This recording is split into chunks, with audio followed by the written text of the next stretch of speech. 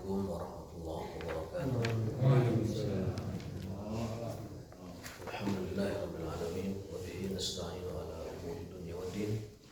Asyhadu an la ilaha illallah wa la syarika lahu wa asyhadu anna Muhammadan abduhu wa rasuluhu wa la nabiyya ba'dahu. Adalah mana balagha risalah wa nasaha wa jahada billahi haqqa jihadi hatta atahul yaqin. Tarakana 'ala al-mahajjatil bayda lailuha kanahariha la yazighu 'anil halik. Allahumma shalli wa sallim 'ala nabiyyina Muhammad wa alihi wasallam. Allahumma subhanaka la ilma lana illa ma 'allamtana wa 'allimna ma yanfa'una wa zidna ilman. Allahumma rabbana atina fid dunya hasanah wa fil akhirati hasanah wa qina adzabannar. Amin. Teman sekalian, yang dimuliakan Allah Subhanahu wa taala. Mohon maaf ini suaranya agak bindeng ya. Agak bindeng sedikit. Walau badan sehat tapi ini Pak, sedikit mampet. Mungkin harus dituringkan kayaknya. Sudah beratkan ke Ciwidey itu kayaknya. Dari udara segar. Jadi bismillah, kita akan melanjutkan kajian Sahih Bukhari ya. Terakhir tentang gerhana sudah dan khutbah gerhana Rasul SAW. Hari ini tentang sujud tilawah ya. Ada beberapa hadis terkait dengan sujud tilawah. Nomor hadis 538 bab ke-23. An Abdullah bin Mas'ud radhiyallahu anhu qala qara Nabi sallallahu alaihi wasallam an-najma bi Makkah fasajada fiha wa sajada man ma'ahu ghairu shaykhin akhadha kaffan min hasa aw turab farafa'ahu ila jabhatihi wa qala yakfini hadha fara'aitu ba'da dhalika qutila kafiran. Ketika Rasulullah SAW membaca surat An-Najm di sekitar Ka'bah, An-Najm itu man-najmi idza hawa ma dhalla sahibukum wa ma ghawa wa ma yantiqu 'anil hawa in huwa illa wahyun yuha 'allamahu syadidul quwa dzu mirratin fastawa seterusnya sampai di akhir ayat fasjudu lillahi wa'budu. Itu orang-orang terpesona dan terpukau dengan Al-Qur'an. Dengan syairnya, dengan sastranya, dengan bahasanya. Semua bersujud. Kafir, muslim, jin, manusia, setan, semuanya sujud. Ada di sana. Kecuali seorang kakek-kakek ketika sujud kaget ya, loh, nah orang sujud. Terjadi. Kata perawi hadis ini, aku melihat orang ini mati terbunuh sebagai kafir setelah itu. Mati dalam keadaan kafir setelah itu. Artinya dari awal sudah ketahuan orang ini nggak bakal dapat hidayah gitu. Orang seperti itu dari awal sudah ketahuan nggak dapat hidayah. Fara'aituhu ba'da dzalika qutila kafiran.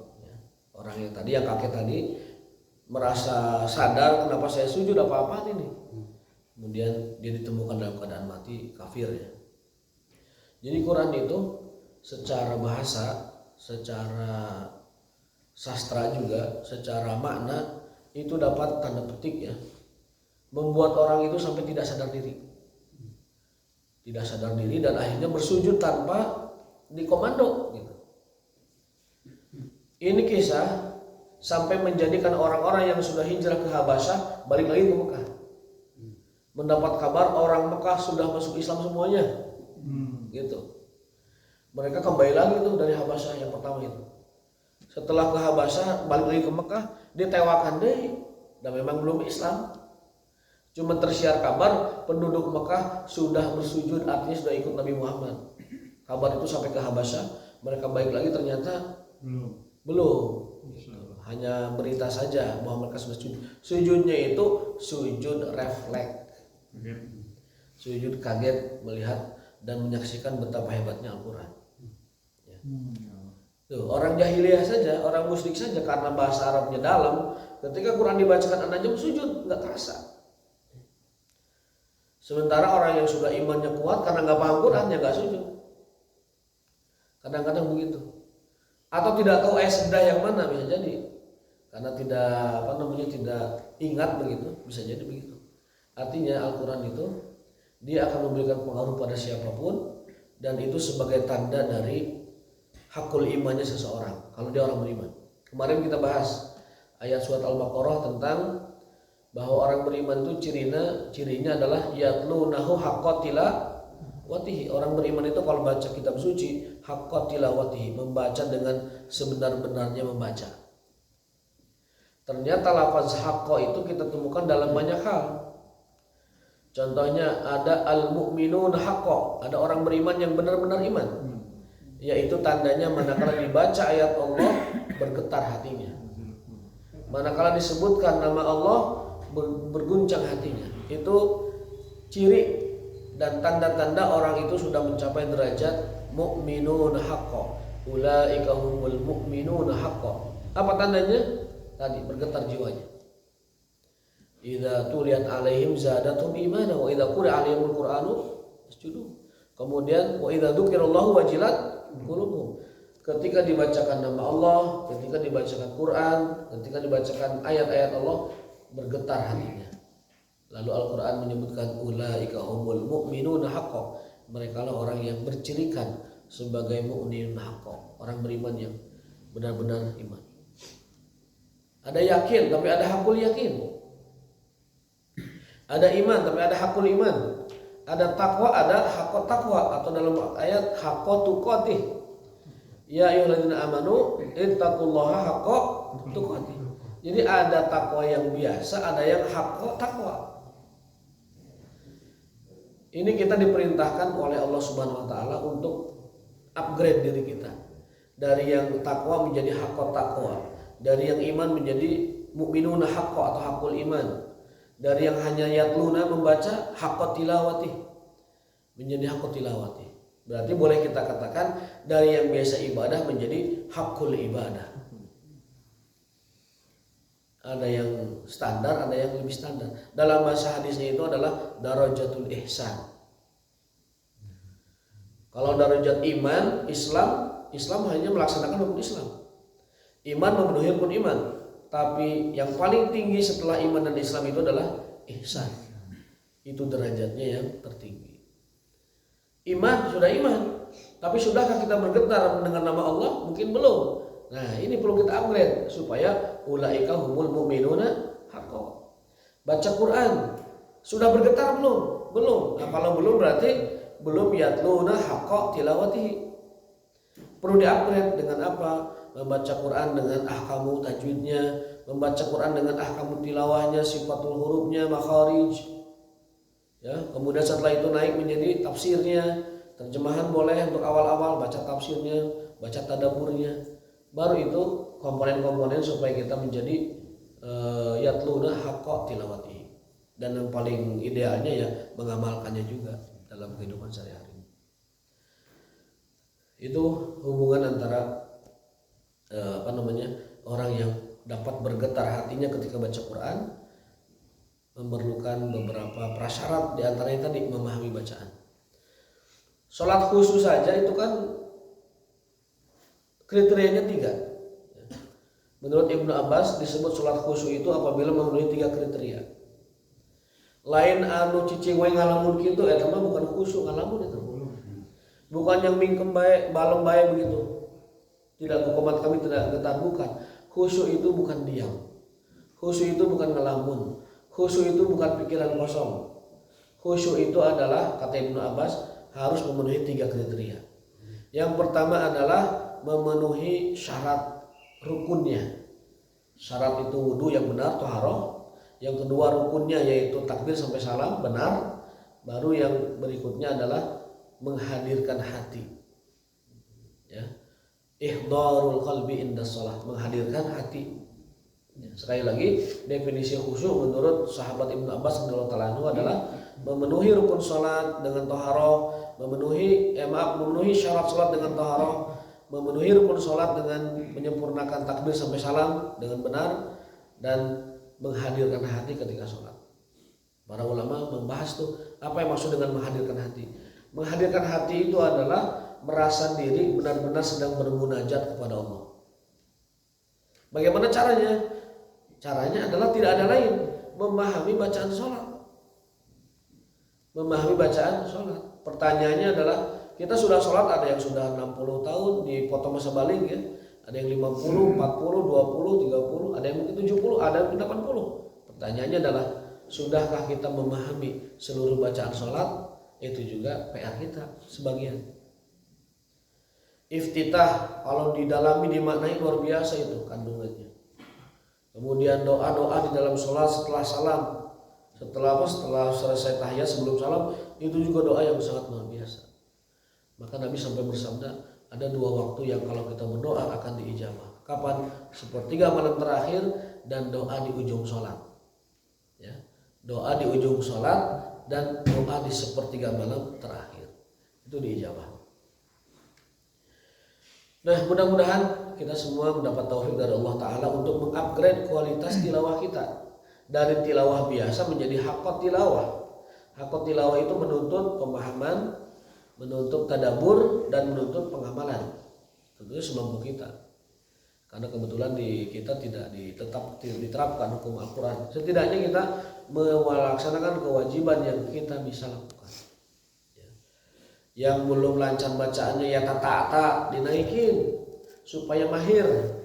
Kan sudah sering diingatkan, al-mahir bil Quran ma'as safaratil kiramil bararah. Yang mahir baca Quran akan bersama malaikat kiramil bararah. Walladzi yatata'u, adapun yang terbata-bata, ya terbata-bata, itu falahu ajran, dapat 2 pahala. 1 pahala maca, hijina deui pahala nahan karipuhna itu. Karipuh baca ya tata, dapat 2 pahala. Nanti baru dilipat gandakan setelah itu 10 untuk setiap bacaan. Tetap gede, teman gak sempurna. Orang baca Quran ya tata, tetap pahalanya gede, tapi tidak sempurna. Kita kan ingin yang lebih sempurna. Apa? Digabungkan atau bersama dengan para malaikat kiramil bararah. Safaratil kiramil bararah, yaitu malaikat-malaikat pembawa Al-Quran. Yang sudah mahir Qurannya naikin, baca tafsirnya. Yang sudah tafsirnya mahir, baca tadabburnya. Tadabburnya sudah oke, sudah bisa juga mengajarkan ke orang lain, mulai praktekkan sedikit demi sedikit. Makanya para sahabat dulu, kami tidak pernah beranjak dari 5 ayat. 5 ayat kami baca dengan benar, 5 ayat kami pahami, 5 ayat kami tadabburi, 5 ayat kami amalkan. Jadi setiap ada 5 ayat turun, itu ditadabburi, dibaca dengan benar, diamalkan. Baru beranjak ke yang lain. Itu kurikulumnya para sahabat. Kurikulum pendidikan para sahabat begitu. Jadi Quran itu dihancal 5 ayat. Sampai khatam. Khatam itu berarti seutuhnya. Khatam bacaannya, khatam hafalannya, khatam tafsirnya, tadabburnya, dan khatam mengamalkannya. Yang sekarang diadopsi oleh beberapa sekolah Islam itu metode kurikulum Quran dan iman. Ya.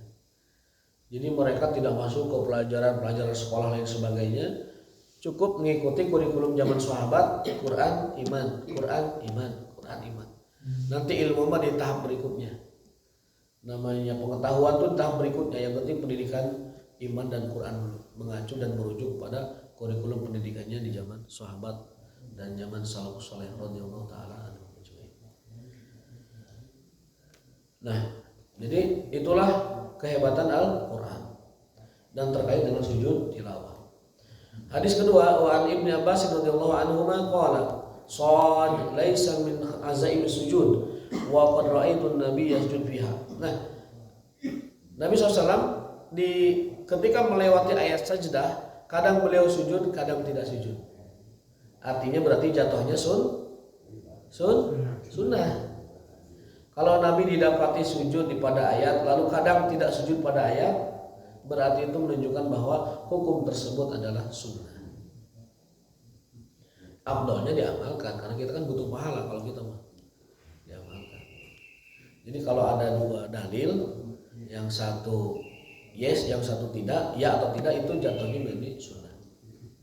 Tidak menjadi larangan mutlak. Contoh, mohon maaf, minum saja. Minum itu kan ada larangan, dilarang minum berdiri, la yashrabanna ahadukum qa'iman. Tapi didapati Nabi pernah minum berdiri. Berarti apa jatuhnya? Sunnah. Dan disesuaikan dengan adab. Kalau itu etika adab itu di masyarakat dianggap baik, bahwa makan minum duduk, ya makan minum duduk. Tapi pada kondisi tertentu kita mau nggak bisa kecuali berdiri, ya ada kelonggaran begitu. Ada kelonggaran. Pipis juga sama.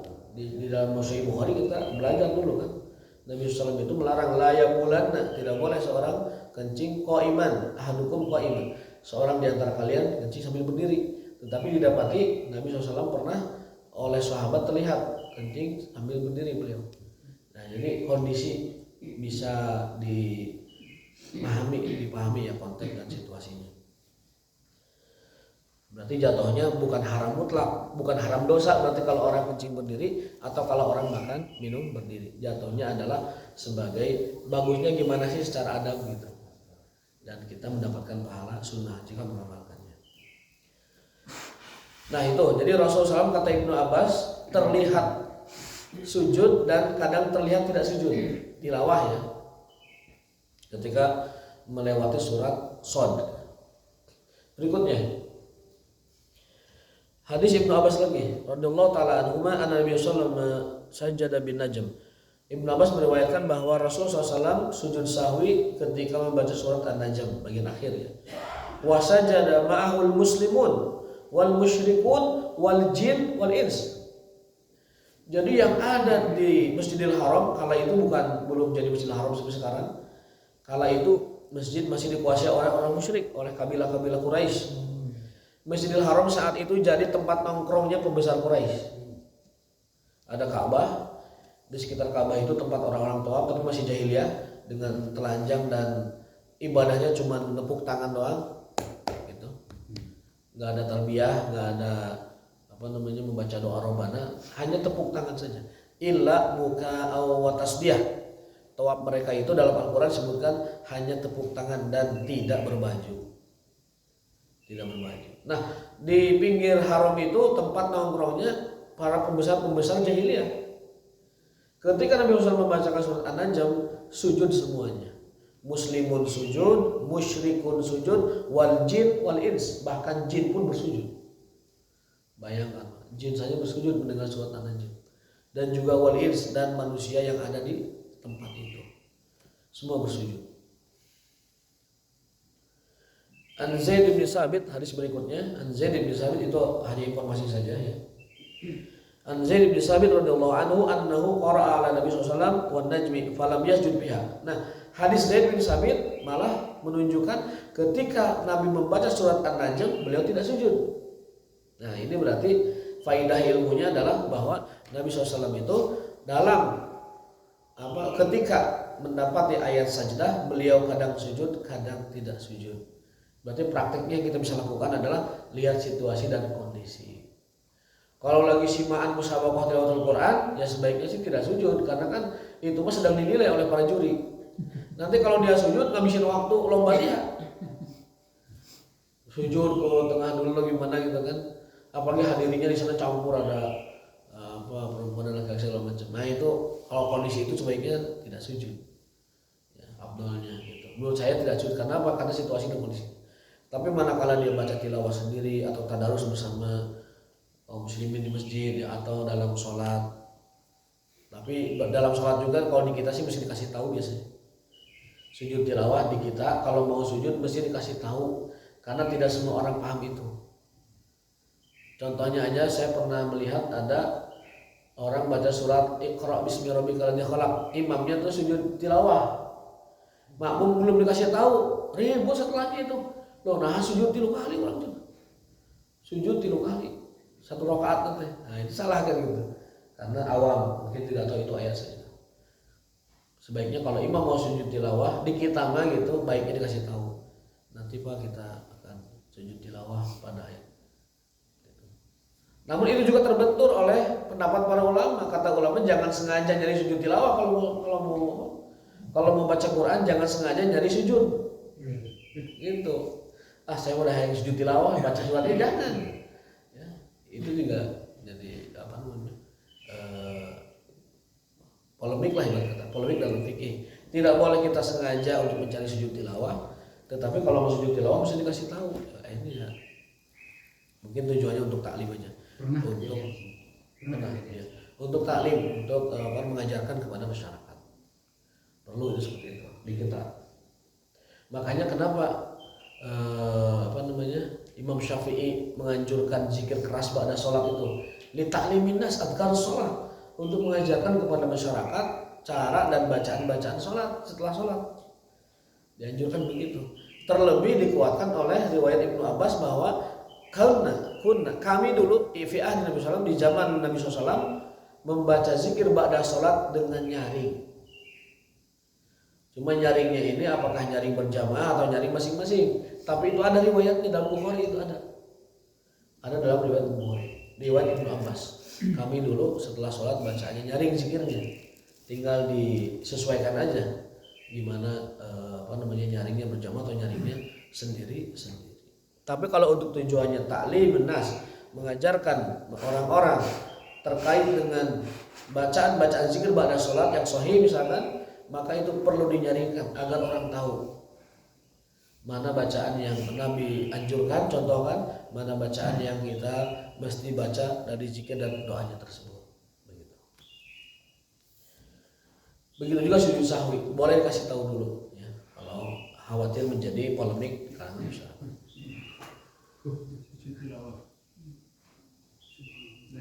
Sujud tilawah, sujud tilawah itu ngecek fokus man.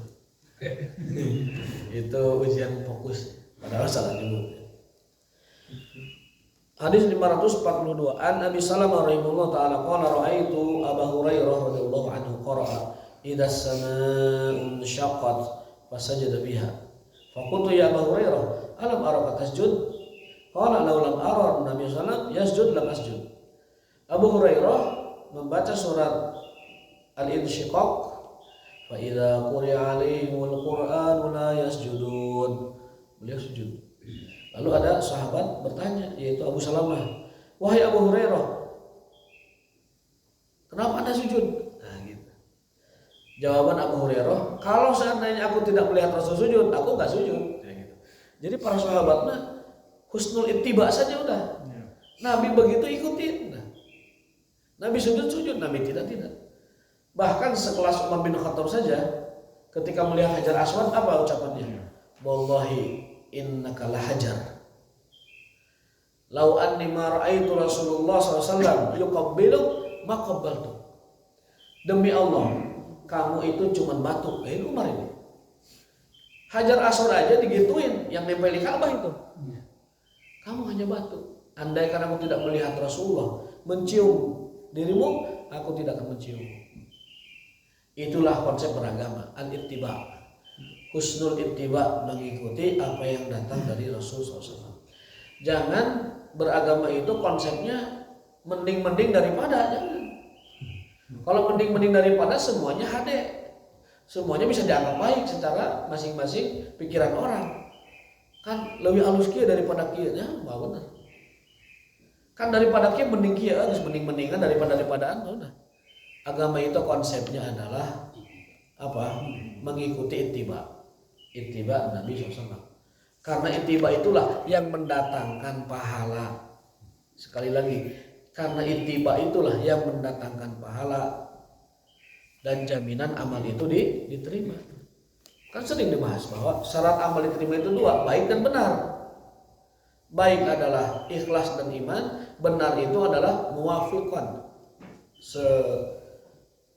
sejalan atau selaras bima ja'a bihi Nabi SAW, dengan apa yang datang dari Rasul SAW. Itu adalah ittiba. Nah itu selesai hadis sujud tilawah ya. Berikutnya adalah bab tentang qashar dan jamak sholat. Bab jamak qashar sholat. Ini penting bagi yang sering perjalanan, apalagi touring atau perjalanan kemana-mana ya. Ini jadi bahan ya, ilmu untuk perjalanan kita. Ali bin Abbas radhiyallahu anhu qala aqama Nabi sallallahu alaihi wasallam 19 yaqsuru. Nabi SAW pernah melakukan perjalanan 19 hari dan beliau qashar selama itu. Berarti batasan musafi itu sebenarnya tidak ada yang baku. Kalau kita semua pergi misalkan ke Kalimantan sebulan, misalkan ada yang pergi ke Kalimantan sebulan, mau mantau proyek IKN misalkan ini, kalau itu ningali IKN, bikin konten gitu, sebulan di Kalimantan misalkan, maka dia boleh sholat qashar. Atau mau bisnis ke Sulawesi, bisnis ke Irian, atau keluar negeri, lebih lagi keluar negeri ya. maka itu kita boleh jamak qashar. Dan prinsipnya Rasul itu kalau safar perjalanan, prinsipnya utamanya adalah jamak qashar. Jamak utamanya. Al aslu, hukum asal perjalanan Nabi SAW jamak qashar. Bahkan dalam Zadul Ma'ad pernah kita bahas, Aisyah meriwayatkan tidak pernah Rasul itu kalau perjalanan tidak jamak qashar. Tidak pernah tercatat, lam yuzkar, tidak pernah tercatat atau disebutkan oleh para perawi hadis bahwasanya Rasulullah SAW ketika musafir tidak jamak qashar. Artinya disimpulkan bahwa seluruh perjalanan Rasul atau manakala Rasul musafir itu sudah dapat dipastikan beliau jamak qashar. Tidak sunnah. Ya? Tidak sholat sunnah. Tanpa sunnah, nanti ada bahasannya. Tanpa sunnah. Jadi kalau ada orang sholat rawatib ba'diyah qobliyah ketika jamak qashar itu tanda kejahilan itu. Nu wajib gue ringkas dia kena qobliyah ba'diyah. Dan itu fakta pernah terjadi kalau jamak qashar kok qobliyah ba'diyah. Udah aja sholat sempurna kalau begitu mah. Iya. Ya. Tahiyatul masjid mah masih boleh karena dia tidak terikat dengan sholat itu sholat lain. Andai pun tidak ada sholat, tahiyatul masjid itu tetap dilakukan. Andai pun di waktu yang diharamkan, tahiyat mah tetap boleh. Kata para ulama, sholat tahiyat itu tidak mengenal batas waktu. Mau waktu diharamkan ketika matahari terbit atau matahari tengah atau matahari terbenam, tahiyat dengan jenazah itu dibolehkan. Sholatnya ya. Itu jamak qashar tapi panjang banget. Itu juga sama, tidak mengikuti hikmah dari sunnah. Justru di qashar itu menyingkat rakaat. Iya kalau rakaatnya dipanjangkan. Itu sama baik itu dengan yang tadi itu. Tanda kejahilan juga, tidak hikmah hati beragama. Jamak qashar ngimami lagi jamak qashar. Bacanya surat itu panjang kan nambah atau apalagi mending sholat biasa. Ya, apalagi ini sholat biasa. Jadi Rasulullah SAW pergi bepergian dan mukim di suatu tempat, aqamah itu mukim di suatu tempat, tis'ata asyar 19 hari, yaksuru beliau itu sholat jamak qashar. Dalam riwayat lain bahkan tidak puasa Ramadan, tidak puasa wajib ya, 19 hari. Di riwayat Ibnu Umar Zadul Ma'ad 20 hari, di 19 ya beda sehari. Mungkin perawinya itu menghitung-hitung antara 20 sampai 19. Berikutnya hadis yang ke 545. An Anas radhiyallahu anhu qala kharajna ma'a Nabi sallallahu alaihi wasallam minal Madinati ilal Makkah, nama Makkah karena isim Ghair Munsharif ya. Fa kana yusolli raka'atain hatta raja'na il Madinah. Ketika kami pergi bersama Rasulullah safar ke kota Makkah, beliau selalu sholat 2 rakaat, artinya qashar. Ya, kecuali maghrib ya, tetap 3. Hatta raja'na sampai kami pulang ke Madinah. Berarti lama itu. Qultu aku bi Makkah syai'an. Apakah kalian lama di Mekah gitu? Iya lama. Berapa? Aqam nabiha asyran 10 hari. Jadi ada beberapa riwayat. Ada yang 20 hari, 19 hari, bahkan ada yang 10 hari ketika di Mekah. Itu semuanya jamak qashar. Ada pertanyaan mungkin sampai sini tentang jamak qashar?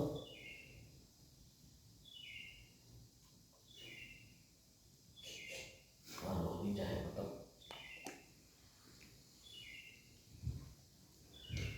Berikutnya hadis 546 dari Ibnu Umar radhiyallahu anhu.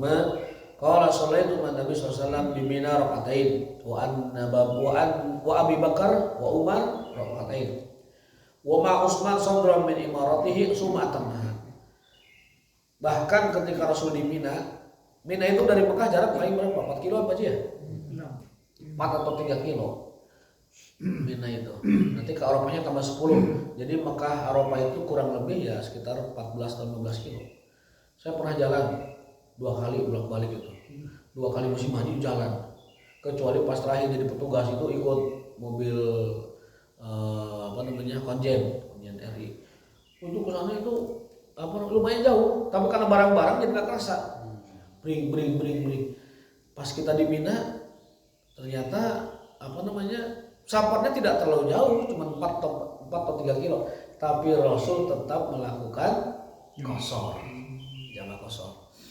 Kata perawi hadis Ibnu Umar, aku pernah sholat di belakang Nabi, aku juga sholat di belakang Abu Bakar sepeninggal Nabi, aku juga sholat di belakang Umar, aku juga sholat di belakang Utsman.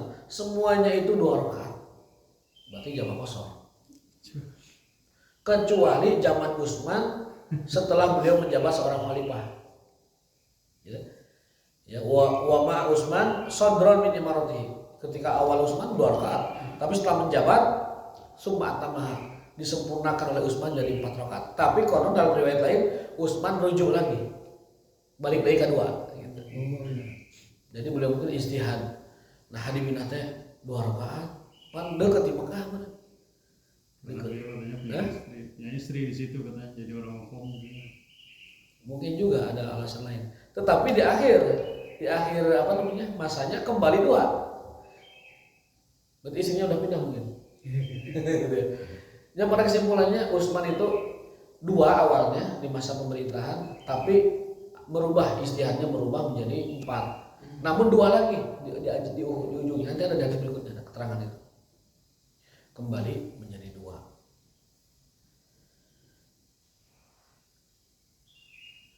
Wa an Haris ibni Wahab radhiyallahu anhu qala shalla bina Nabi sallallahu alaihi wasallam amana makana bina rakaatain. Rasulullah SAW mengimami salat kami di Mina dan beliau melakukannya 2 rakaat.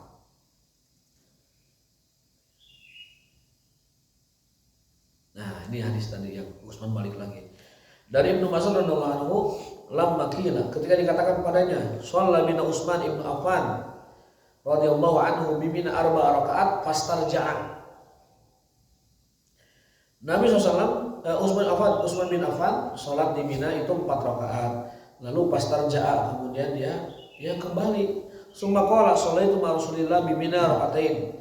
Aku sholat bersama Rasul 2 rakaat. Wa sholaitu ma Abi Bakar, dengan Abu Bakar 2 rakaat. Dengan Umar juga 2 rakaat. Falaita hadhi min 4 rakaat wa raka'atani mutaqabbalatan. Akhirnya Utsman mengatakan, ngapain aku 4 rakaat sementara 2 rakaat yang dilakukan oleh tadi Rasul, Abu Bakar dan Umar itu lebih makbulah, lebih afdal gitu.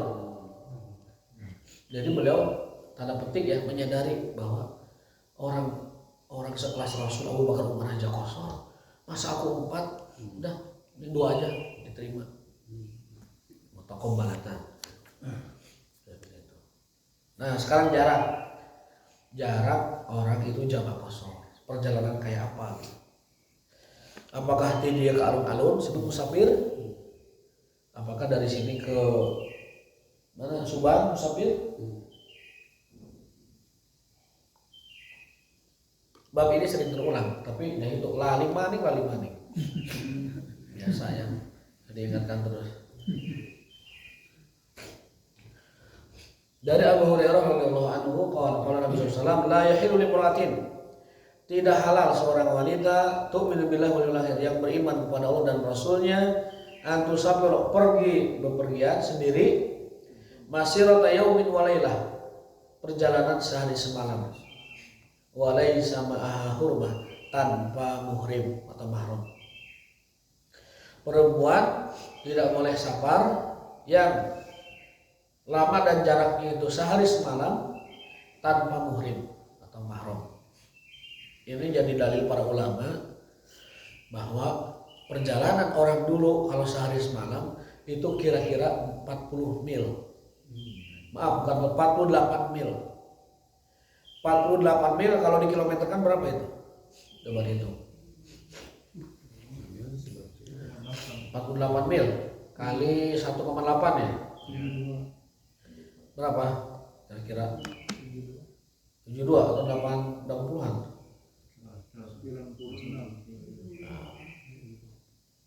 96 kilo. 48 kali 1,6 1,8. Berapa ya? Berapa mil kan? 48 mil. Itu 86 77. Hah? 77. 77? 1 mil itu 1,6 ya? Satu aja. 1,609. 77 km. Nah, fikih Syafi'i memberikan sedikit kehati-hatian 80. Ya. Jadi jarak minimal orang jama qashar safar 80 km, tepatnya 77. Sini ke mana ini? Ke Raja Polah itu 100 km. Ke Kuningan itu 120 karena saya ngecek di kilometer motor ini ya. Sini ke Cipanas mungkin ya? Iya, kurang lebih. Berarti Citambur belum?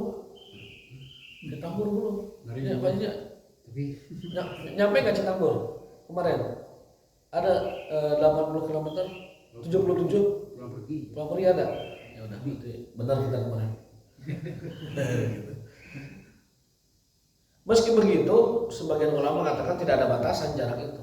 Karena dalam riwayat Ibnu Abbas, jaraknya itu bahkan ketika kami tidak melihat ma'alimul qaryah, gapura desa. Jadi kalau orang sudah keluar desanya, jalan jauh, desa terus tekan tinggali gapurana, oh tuh aya dekatnya. Nah itu sudah boleh kosong itu.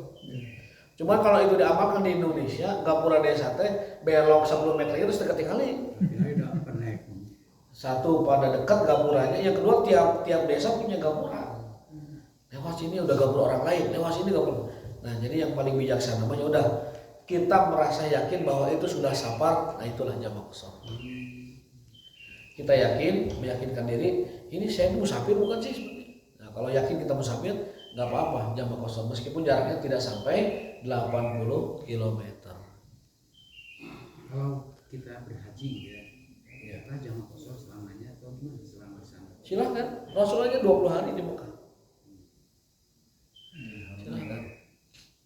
Tidak masalah. Kita juga di Imam Haram. Kalau kita berjamaah ya ke Imam Haram. Iya, iya. Kalau berjamaah. Kalau di hotel misalkan. Kalau di pemondokan silahkan. Kan musafir. An Abdullah bin Umar radhiyallahu anhu qala ra'aitu Nabi sallallahu alaihi wasallam idza ajalahu sayr yu'akhiru maghrib wa syurus salasan. Rasul SAW itu kalau terburu-buru safar itu beliau mengakhirkan maghrib kemudian menjamak dengan isya. Maghribnya 3, isyanya 2. Hatta yuqima bil isya. Hatta yuqima isya. Wa yusalli raka'atain tsumma yusallim wa la yusabbih ba'da isya. Ini dalil bahwa tidak ada salat rawatib setelah jamak qashar. Bepergian itu kalau kita lihat sunnahnya Nabi, imma setelah subuh, Nabi itu safarnya itu biasanya hari Kamis. Ba'da subuh atau sebelum maghrib. Nanti maghribnya dijamak dengan isya, dengan jamak qashar. Maghribnya 3, isyanya 2. Begitu. Dan tanpa rawatib, tidak pakai ba'diyah, tidak pakai qobliyah. Hatta yaquma min jawfil lail. Bahkan Nabi itu sholat jamak qasharnya tengah malam. Artinya maghribnya itu tengah malam dengan isya. Berangkat dari Bandung jam 5 sore misalkan, nyampe ke Jakarta jam 10. Nah sholatnya itu jam 10, maghrib dan isya. Jamak qashar.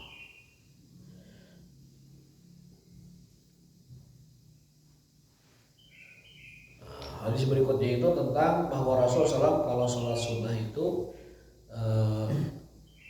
selalu di kendaraan kalau perjalanan ya. Kalau sholat sunnah beliau tidak turun, tetapi sholat di atas kendaraannya. Kemanapun kiblat mengarah diikuti. Tapi kalau sholat wajib beliau biasa turun dan mencari kiblat. Turun dulu nyari kiblat. Tidak sholat di atas ontanya. Itu hadis yang 551, 552, 553. 3 hadis menyatakan itu. Ya. Ada satu hadis yang berbeda bahwa Rasulullah SAW pernah sholat wajib juga di atas kendaraan. Begitu.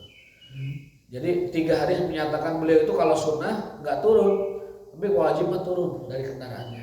Tapi satu hadis nomor 554 nggak sholat wajib pun beliau pernah didapati di atas kendaraannya. Kesimpulannya apa?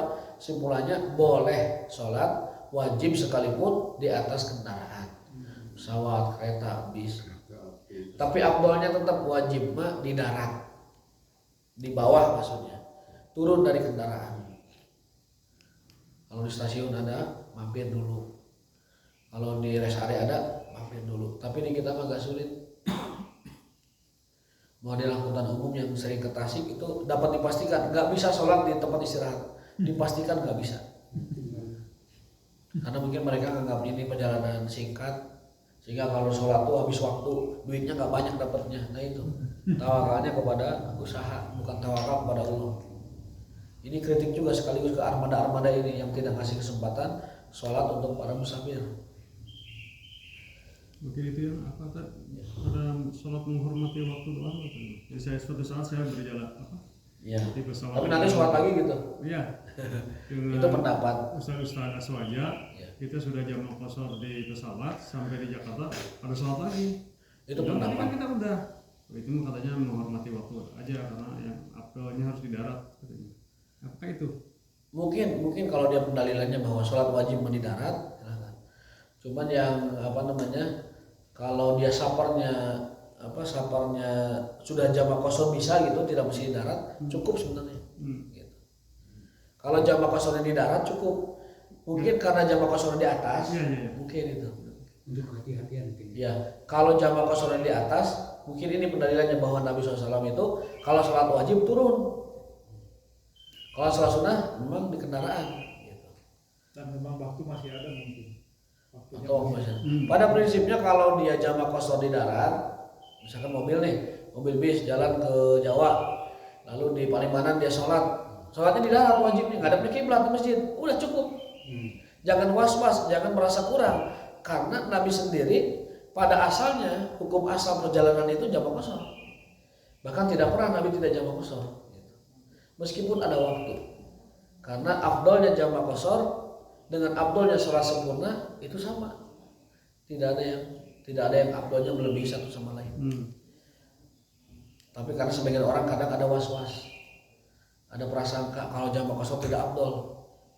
Padahal Rasulullah SAW tidak pernah didapati tidak jamak qashar, selalu jamak qashar di dalam setiap perjalanannya. Nah pertanyaannya ya ikut mana kita? Itu dari Rasulullah SAW atau ikut perasaan kita? Karena itu ragu saya mau sholat lagi. Meskipun waktu masih ada, tidak perlu sholat lagi. Tadi kapan kita sholat jamak saja tanpa qashar? Jamak saja itu 4 kondisi. Kita boleh jamak saja tanpa qashar 4 kondisi. Yang pertama jelas safar ya. Yang kedua kalau sakit, kita hareeng, udahlah maghrib sama isya sekalian, boleh. Atau minum obat dulu nanti sholatnya malam, silahkan. Jadi jamak saja tanpa qashar itu satu ketika perjalanan jelas. Yang kedua ketika sakit. Yang ketiga ketika hujan ataupun situasi tidak mendukung. Yang keempat terakhir saat ada keperluan atau hajat. Jamak tanpa qashar. Tanpa qashar. Tanpa rawatib. Kalau sudah sholat keringanan itu tanpa rawatib. Jamak tidak ada. Kalau sudah sholat ringan itu tanpa rawatib, prinsipnya gitu. Sholat yang rukhsah itu tanpa rawatib. hajatan atau macet di jalan raya. Misalnya, tapi ini ikhtilaf ini. Resepsi pernikahan, mungkin sudah kasep lah, sudah geli, sudah dandan si bapak mitohan gitu. Ay pengantin mah maklum lah, memang bergaya. Ini mitohan kan orang tuanya gitu. Aduh ini kalau saya buka kostum dan buka rias ini lama lagi, susah. Dirias lagi sama si perias mungkin butuh waktu, butuh biaya juga mungkin. Nah kondisi seperti itu kita boleh memanfaatkan fasilitas sholat jamak tanpa qashar. Tapi dalam Kifayatul Ahyan kasih catatan, jangan jadi kebiasaan. Jangan jadi kebiasaan. Rapat genting misalkan. Rapat genting tamu dari luar negeri hanya punya waktu itu dianya, nggak ada lagi. Kita harus melabrak waktu sholat, penting banget ini si rapat ini. Nah kita boleh menjamak tanpa qashar, boleh. Tapi jangan jadi kebiasaan. Setiap rapat di settingnya begitu, jangan. Itu kita melanggar aturan keringanan jamak. Jamak itu rapatnya. Opat jamak itu 4. Jamak itu tetap rakaatnya sempurna. Hanya saja waktunya digabung dengan waktu lain. Rakaatnya sempurna. Berarti ada jamak saja, ada jamak kosor. Yang jamak saja 4 orang tadi. Yang jamak dan kosor hanya 1 orang. Siapa? Musafir. Orang dalam perjalanan. Jadi yang sakit mah nggak boleh kosor. Hari di rumah nih, maghrib sama isya di jamak nggak boleh dikosor, dan bukan musafir. Iya. Jadi bukan 3-2, bukan, tapi 3 dan 4. Yang sakit sholatnya 3 dan 4. Gitu. Nah, hanya musafir yang boleh jamak qasar. Yang lain mah boleh jamak saja. Bahkan dalam riwayat Nabi itu pernah melakukan sholat jamak, ya, zuhur dengan asar tanpa sebab. Ya. Tanpa sebab. Jamak doang ya, bukan Jamak doang, tanpa sebab. Bila matorin wala safar, tanpa motor, tanpa haud, tanpa hujan, tanpa situasi tertentu, tanpa sebab aja. Pernah. Sibuk mungkin. Enggak. Tanpa sebab aja. Ini jadi dalil para ulama bahwa sholat jamak itu kapan kita memerlukan boleh melakukan gitu. Sesekali, jangan jadi kebiasaan.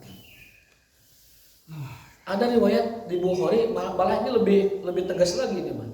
Kata Aisyah radhiyallahu anha mengutip sabda Nabi SAW, meriwayatkan maksudnya. Kata beliau itu SAW, pada dasarnya sholat itu ketika diperintahkan 2.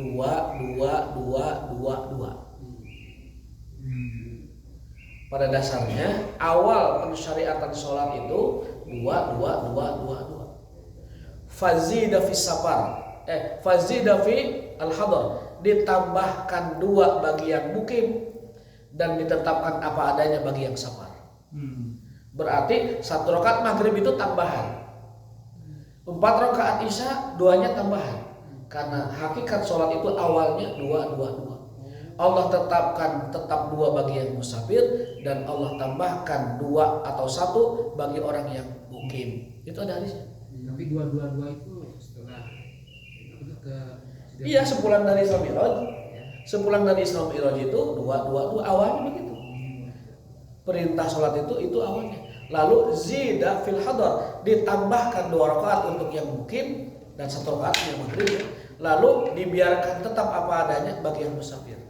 Jadi kesimpulannya, orang yang safar melakukan qasar 2 rakaat itulah sebenarnya rakaat asli sholat. Originalnya sholat itu 2 rakaat. Karena zaman Nabi Ibrahim juga 2 rakaat, zaman Nabi sebelumnya 2 rakaat, para rasul juga semua para nabi sholatnya 2 rakaat. Dan itu originalnya sholat. Tetapi Allah tetapkan, Allah fardukan bagi yang mukim ditambah 2 dan ditambah 1 untuk maghrib. Sehingga jadilah subuh 2, lohor 2, asar 2, maghrib 3, isya 4. Nah itu. Jadi hukum finalnya itu 2, 4, 3, 2, 17 rakaat. Hukum finalnya jadi 17 rakaat. Namun perjalanan pensyariatan prosesnya itu kayak gitu. Awalnya itu 2 kali 5 berarti berapa? 10. Awalnya itu 2 kali 5 10. Namun Allah tetapkan pada akhirnya finalnya itu adalah 17 dengan komposisi seperti tadi. Nah, baik, cukup mungkin ya. Jadi kan banyak yang bertanya sholat para nabi yang terdahulu gitu. Iya. Sholatnya macam mana? Hanya kan kalau dalam Quran kan rukun dan sujud ada ya. Iya. Semua nabi juga Ada ya. Nah itu syariatnya gimana? Iya, tadi ada yang memperpanjang sujud, ada yang memperpanjang ruku, ya kan? Tapi rata-rata yang saya baca sholatnya para nabi itu 2 rakaat. Sholat nabi itu 2 rakaat. Ketika Nabi SAW mengimami para rasul, para nabi di Baitul Maqdis sebelum Isra Mi'raj kan 2 rakaat. Pasal rakaatain, sholat 2 rakaat di Baitul Maqdis. Jadi sholat itu pada umumnya mutlaknya itu 2 gitu. 2. Lalu kemudian ditambahkan dan sebagainya. Nah satu lagi, mohon maaf ini penutup satu lagi tentang sholat duduk ini. Ada hadis penutup kitab ini di bab ini dari Aisyah Ummul Mukminin radhiyallahu taala anha lam taro, bahwasanya Aisyah belum pernah melihat Rasulullah SAW yusolli sholatal lail qa'idan qattun hatta asanna. Aisyah meriwayatkan, aku belum pernah melihat Rasulullah SAW sholat tahajud dengan cara duduk hingga beliau itu tua. Artinya ketika beliau itu sudah merasa tua dan lemah, barulah beliau itu sholatnya duduk. Fakana yaqra qa'idan. Beliau itu sholatnya duduk. Hatta idza arada an yarka'a, tapi kalau mau ruku beliau berdiri dulu. Ruku. Gitu. Jadi sholatnya duduk, Allahu Akbar duduk. Pas mau ruku berdiri, ruku biasa. Kemudian i'tidal. Faqara'a nahwan min salasin. Beliau membaca ayatnya 30 atau 40 ayat. Tuh, beliau itu sudah tua, sudah sepuh, sudah merasa lemah, bacaan sholatnya 30 ayat. 30 ayat ya. Summa raka'a, kemudian beliau setelah itu ruku. Artinya kesimpulannya bahwa kalau bisa orang-orang yang sholatnya duduk itu duduknya mengganti berdiri saja. Mengganti berdiri saja, tapi untuk ruku sujudnya sebaiknya mah seperti biasa. Ini hadisnya begitu. Sujudnya Seperti biasa kalau bisa. Kalau bisa. Jadi beliau itu ketika sepuh yang diganti dengan duduk itu hanya berdiri saja. Jadi ruku duduk misalkan duduk. di kursi lah kayak di kursi. Di kursi duduk kan, kemudian mau ruku berdiri dulu. Allahu Akbar. Sami Allahu liman hamidah. Sujud. Gitu. Nanti pas berdiri duduk lagi. Jadi kesimpulannya yang beliau ganti dengan duduk itu berdiri. Rukun berdirinya saja, qiyamnya saja. Kalau sujud berdiri susah. Berdiri susah. Ya jadi. Ya sujud mah biasa normal. Ya maksudnya kalau udah tua sujud berdiri. Sujud mah kalau bisa normal seperti biasa, seperti rukunya. Tapi kalau memang merasa sudah uzur ke semua gerakan ya udah duduk aja sebelum. Karena kata Nabi, sholat berdiri, kalau nggak ada duduk, kalau nggak berbaring, kalau nggak isyarat, kalau nggak disolatkan. Wallahu ta'ala bishawab, wa ma taufiqun illa billah, subhanakallahumma wa bihamdika, asyhadu an la ilaha illa anta, astaghfiruka wa atubu ilaik. Assalamualaikum warahmatullahi wabarakatuh.